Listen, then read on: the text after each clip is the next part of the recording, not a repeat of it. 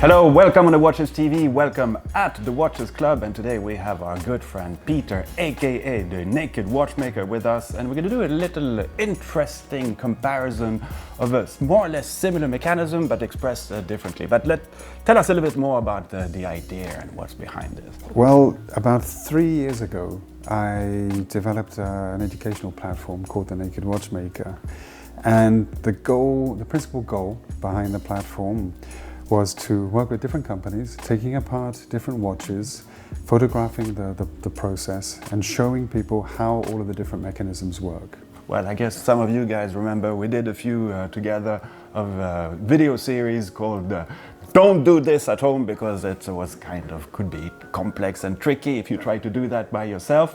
But those were very interesting and fun videos, I have to say. What I've done now is I've selected 2 watches that I deconstructed, both which are tourbillons, both which are constant force, but in entirely different ways. So you guys are pretty lucky, because we indeed have 2 very nice pieces here with a lot of mechanical meaning. One of the elements, or one of the reasons why I chose these 2 to start with, is that they are both brands that were born in the 18th century.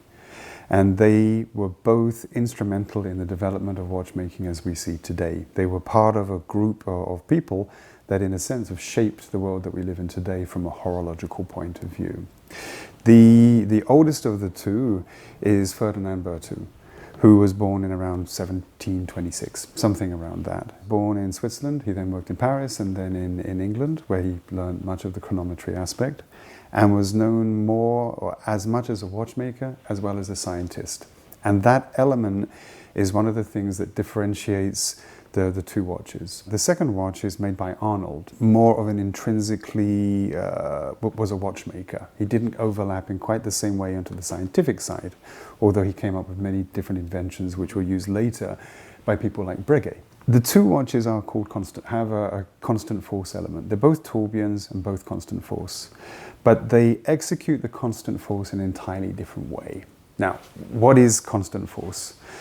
One of the big challenges historically in watchmaking, and there have been many, many different hurdles to overcome, is the requirement or the need for isochronism. So isochronism, simply put, is the time that it takes for a pendulum or a balance to swing from 2 different points, regardless of the arc, remains the same. So the time it takes, the time of that amplitude always remains exactly the same. That is isochronism, and that is what we search for in mechanical watchmaking, whether it's a watch or a clock. The biggest issue with clocks and watches is the mainspring. In an early clock, you have a pendulum. The pendulum always brings down, always pulls the same amount of weight, carries the same amount of mass. But with a wristwatch, you have a mainspring. With a pocket watch, you have a mainspring. And early mainsprings were made from carbon steel. And as with an early or a mechanical toy, the little toy mouse that you would wind up when you were a kid in our generation, it's very easy at the beginning and it becomes very hard at the end. So that was an issue in early pocket watches. So there were a great many different inventions that were developed to be able to try to balance up the force being transmitted through the watch mechanism, so that the balance would always have roughly the same amplitude as it would actually oscillate backwards and forwards. There were many other aspects which influenced the isochronism of a watch, but the mainspring was a huge one, because that's really the muscle, that's the heart that actually pumps through the energy through the whole of the movement. One of the systems, one of the very early systems to be able to balance up this discrepancy, this variation in power, was called stack-freed. That you tended to find on watches which really go back hundreds and hundreds of years. A serious evolution which balanced out this variation in power was the fusee, which was like a cone inside of a watch, which meant that when the watch was fully wound, the chain which actually connected the barrel to the gear train would actually drive on the top of the cone, which was the smallest diameter, which meant that the power, as the barrel unwound, would slowly move down the cone until it actually got to the widest diameter. So Small diameter, the amount of torque being driven through the watch is smaller. Big diameter, amount of power being driven is smaller, and that balances up with the power of the mainspring. It's much easier with a drawing or a model than me trying to explain verbally. But the fusee was something which was a big step forward. Then we have things like Geneva stopwork. Then, in addition to that, we have constant force escapements. And both of these watches have the sign, the markings, constant force, but they're executed in two entirely different ways. One has a constant force escapement, that is the Arnold Son, and the Ferdinand Berthoud has a fusee. And in the fusee, the science or the technology today has advanced so much that through the testing and the control, we can ensure that the curve of the fusee, the cone of the fusee, is perfectly made so that it actually balances out with the variation that runs from the mainspring. Okay? Mainsprings are already today infinitely more efficient and consistent than what they were 100 or 200 years ago, because they now have special forms and they're made of special alloys. But there is still variation. So the modern Ferdinand Berthoud has taken the fusee, balanced it up with modern mainsprings, made all the necessary calculations so that the power that is delivered from the mainspring through the fusee to the train is consistent. With the Arnold Son, it has an entirely different concept. Instead of the power being equalized through a fusee and via the barrel winds up a train. The train then winds up a tiny little, almost like a balance spring. And that balance spring then, each second, injects exactly the same amount of power, which is within that spring, to the escapement inside of the tourbillon, and causes the tourbillon to oscillate backwards and forwards. With the Ferdinand Berthoud, you have a very different type of watch. In addition to the constant force and the tourbillon, which can be viewed from the back, you have an element of the original DNA of Ferdinand Berthoud, which was highly scientific. So you have one of the most complex and the most visual, animated moon phase mechanisms, which can be viewed through the dial.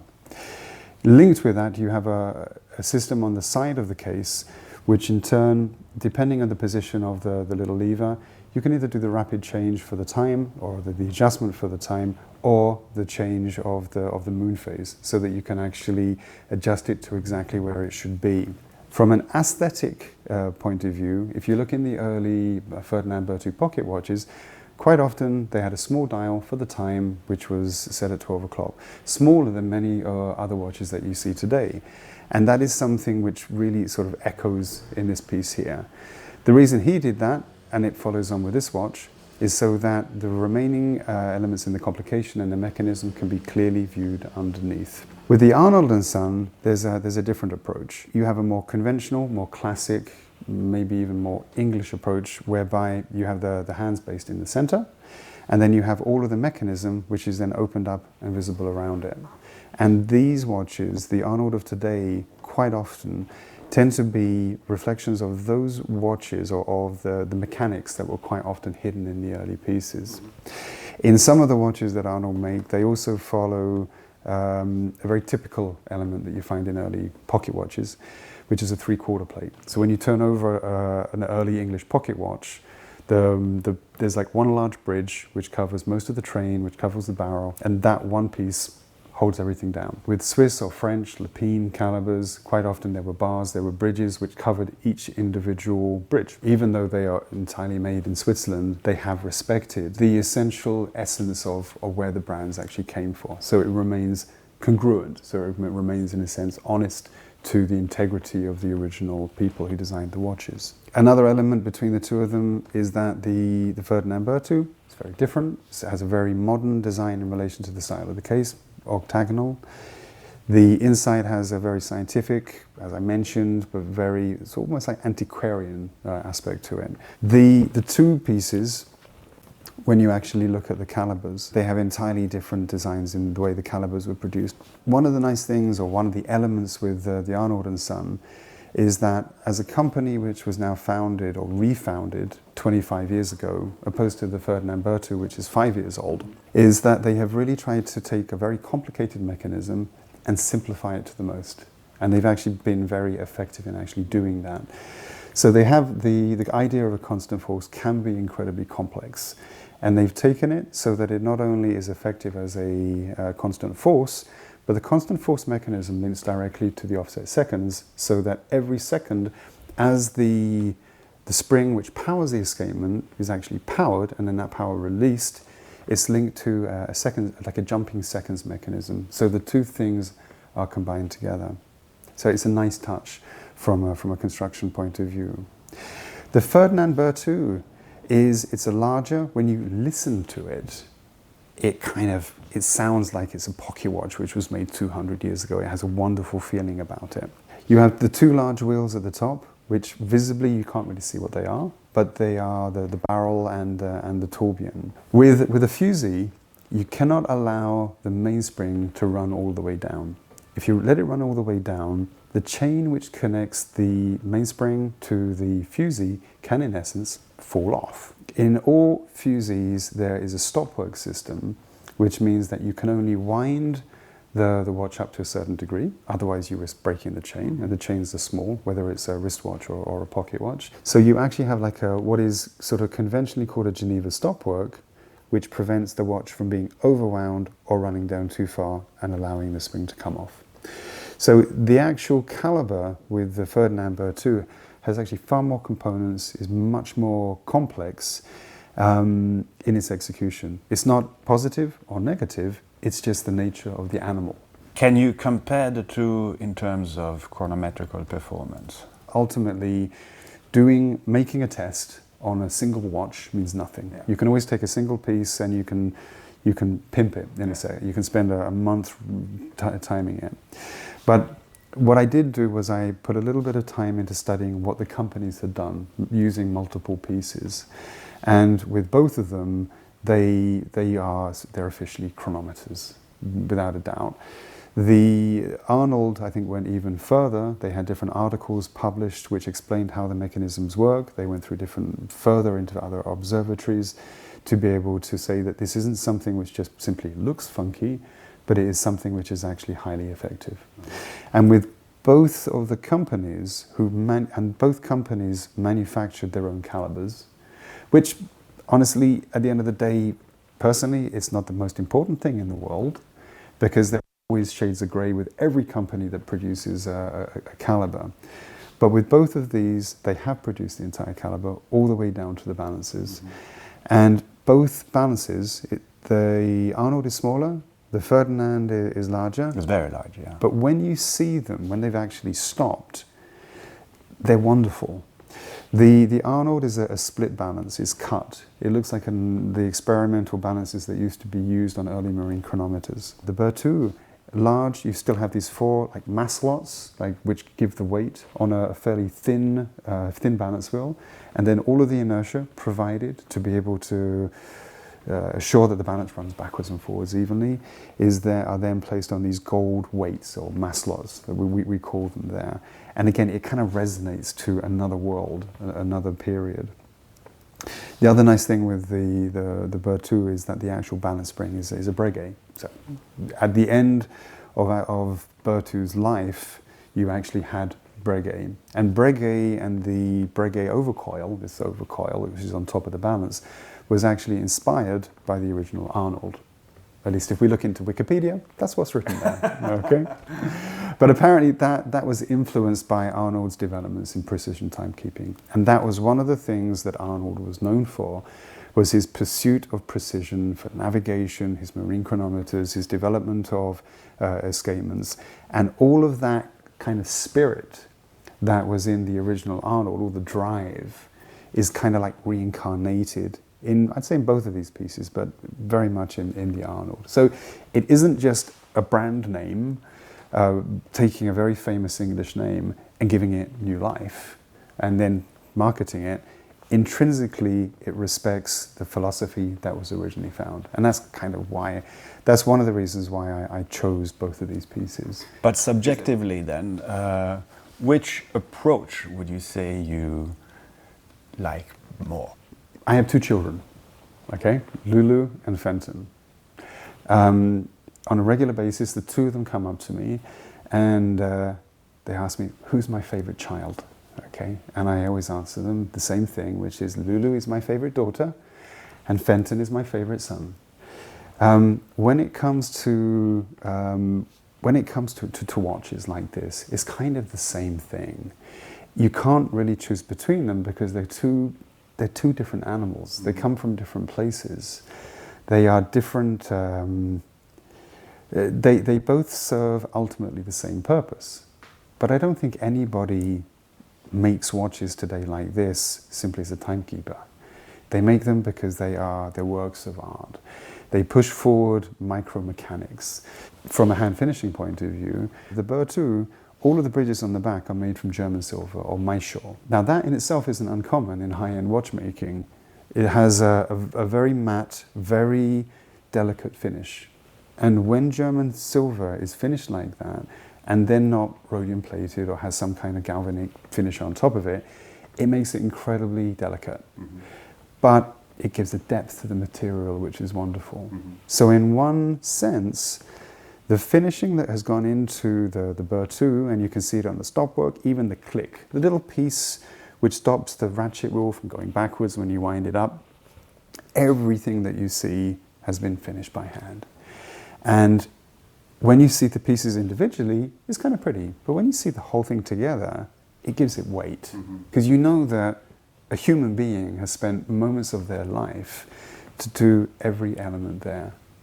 And it's not often the watchmaker. It'll be somebody who specializes in that. And then the watchmaker takes those components that have been finished by somebody else, and then he will assemble it and he will do the adjusting. So there's time piled on top of time, piled on top of time. And the aesthetics, the feeling, it's beautiful. It's the craft and the art of watchmaking. Then you jump over to Arnold, and still everything is finished by hand. There's still a lot of angling. There are not so many components which are within the piece. One thing is that it doesn't have the fusee mechanism, but it has the constant force. And there is a simplicity in the Arnold, which personally I love. Because on one side, it's always relatively easy to make something complicated. But to make something complicated simple, that's hard. And that's bordering on genius. Yeah. And that is why with the Arnold and with that constant force, I mean, I kind of fell in love with it. When I started to dismantle it, suddenly, as I taking part by part, photographing it, recording it, it was finished. It was done. And I looked on my bench and I saw the array of components, and it was startling to me as a watchmaker how effectively they had taken this concept, simplified it without compromising it, and one component can often be made of 10, for example. A simple Swiss anchor or an English lever is one part, but it's made of 6, 7 or 8 components at the end of the day, so it's really one component. But there was no compromises within it. It was still something which intrinsically was cleverly, intelligently executed from a horological point of view, a mechanical point of view, from the assembly. It was kind of like congruent. It was thought through all of the way. And anybody can have an idea. But what I find more fascinating is process. Because you and I we can brainstorm and probably come up, we could change the world with ideas within about 15 minutes. But taking one of those ideas and then making it into something real requires a route, a road, a plan, a process. And it's the processes that always drive me. And that's why I kind of do what I do with the Naked Watchmaker with these deconstructions, because I explore the process behind the watches, how they were made, by understanding how they were put together. And I do that by taking these things apart and photographing them as well. Having simplified something, does it automatically mean that you're going to expect less issues with it? The simplification of any kind of product, I think, is in a sense what most people actually search for. Because if something has got 10 components where one component can do the same thing, then it's going to become much more expensive. And I think invariably if you go to that extreme of where something is almost over-engineered, the more parts that you have, probably yes, the greater chance of something actually not working, a part failing. You know, even a coat hangers break at the end of the day. So the more effective, the more functional, the more simple something is. You can't, it's a cliche, but you know, the most beautiful things in the world are simple. And that's whether it's an aesthetic or a functional execution. So a long way around to say yes. Okay. Well, Peter, it was lovely to have you here at the Watches Club, and I hope you guys enjoyed this new theme of comparison, and I guess we'll be seeing each other again. I hope so. Thank you very much. And Viva Watchmaking!